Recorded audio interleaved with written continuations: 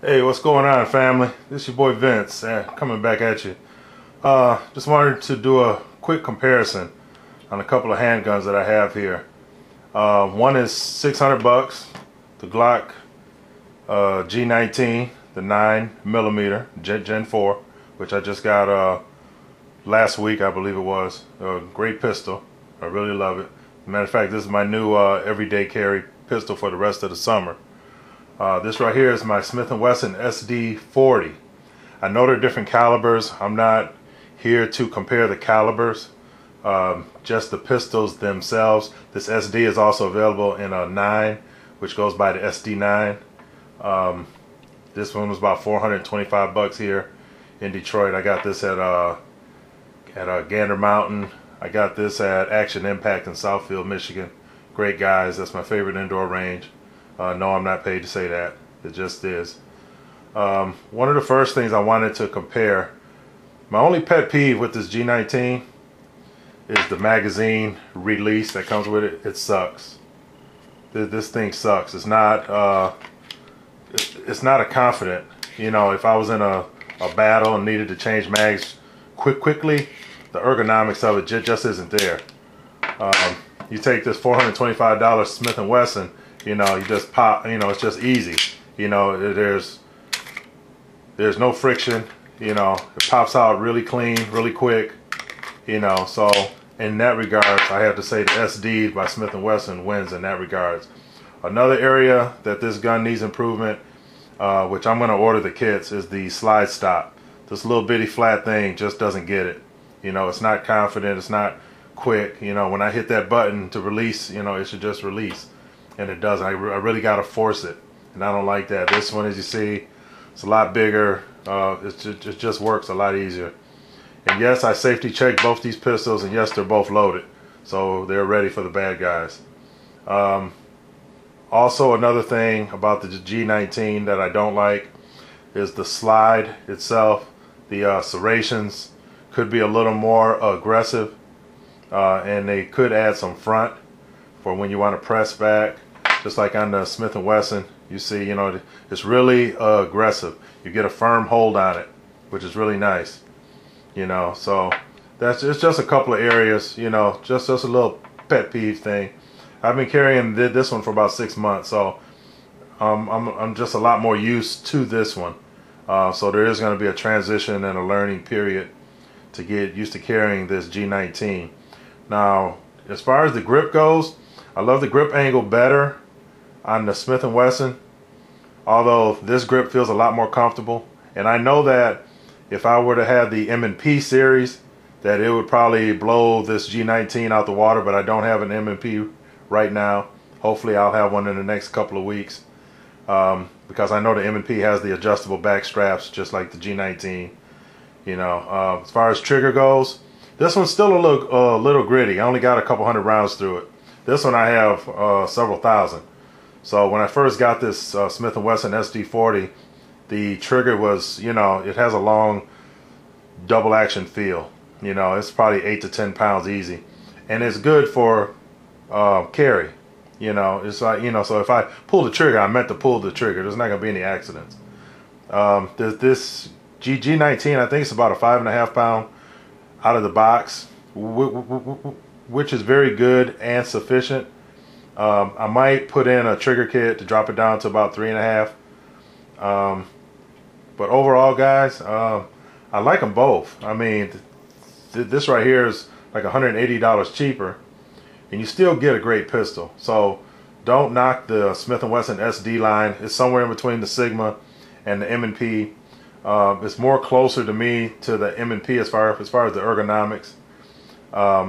Like I said, I've only had a couple hundred rounds through the G19, and I haven't had any problems yet. I've shot just basically 115 grain range ammo and some blazer. I'm going to test out some hollow points. I know some people have had the extractor problems and so forth. This does have the 04 spring in it. And a couple of times, you know, I did have some rounds fly over my head, which was kind of weird. I've never had that problem with the SD40. They eject straight to the side, no problems. Out of a few thousand rounds through the SD, I think I've only had one failure to eject, I think it was. But that was in the first box of 50 that I shot through this. So that's kind of to be expected. This pistol is well broken in. I've carried it almost every day, and I can honestly say the finish on it is great. I don't see any wear yet as far as holster wear. I do keep my pistols cleaned. Matter of fact, let me go ahead and clear them both real quick. As you see, it is loaded. Let me lock it back. Do the same with this one. Then I'll show you the differences in the magazines. Make sure that one's unloaded. Okay. So, you know, like I say, they're both great pistols. Don't get me wrong. You can't go wrong with either one. It's just that if you're on a budget, you know, consider the SD line from Smith&Wesson. It doesn't have the adjustable back straps. You know, rent one, test it for roughly 400 bucks. It's a great value.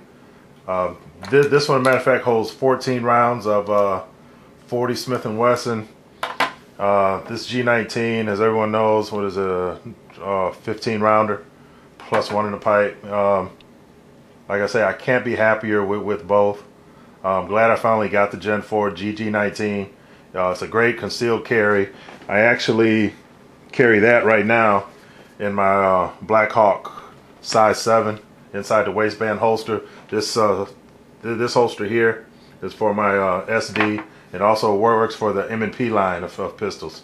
This hand grenade is non-functioning, so don't freak out. Another thing I want to show you is the magazines. You know, everybody knows about the Glock mags.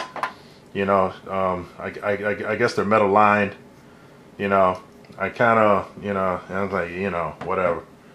But the Smith&Wesson, they make great mags. You know, steel. You know, they're sturdy, they hold up. You know, these are just great mags. I got a Federal HST hollow points in this pistol. I'm still looking for a hollow point to carry in my G19. So if you guys have any recommendations, you know, holler at me. Let me know. So that's about it. I just wanted to share my little thoughts. I have the large back strap on the G19 because I'm a big guy. I'm about 290 with big hands.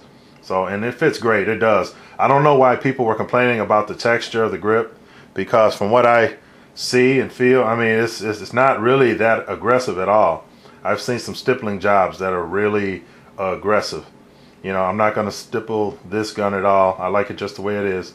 It's just going to take training, and just like with any pistol you get, you know, people are you're gonna have your Glock boys, you're gonna have your people that are totally Smith&Wesson or Taurus or whatever brand. You know, it really doesn't matter, just as long as you carry, and just as long as you train with whatever pistol you decide to carry. That's what really matters. You know, so we need to stop all the bickering and the hate because a person carries a particular pistol. You know, if a guy carries a high point, so what? If that's all he can afford and he needs to protect himself and his family, then so be it. You know, everyone can't afford the firearms that a lot of us can.